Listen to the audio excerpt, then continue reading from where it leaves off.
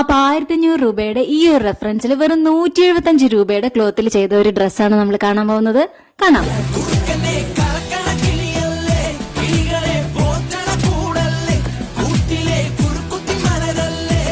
എങ്ങനെയുണ്ട്? തീർന്നില്ല കേട്ടോ. കുറച്ച് തുണി ബാക്കിയുള്ളത് കൊണ്ട് ഞാൻ അതിനൊരു ജാക്കറ്റും കൂടെ തയ്ച്ചു. അപ്പൊ ഈ ഒരു സ്റ്റൈലിലും കൂടെ നമുക്കിടാം.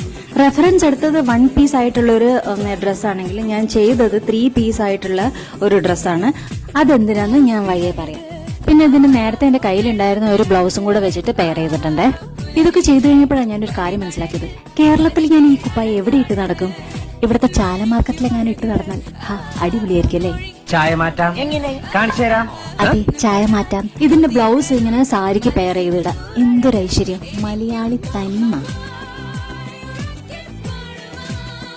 പിന്നെ ഇതിന്റെ പാൻസ് ഏതെങ്കിലും ടോപ്പുമായിട്ട് മാച്ച് ചെയ്തിടാം.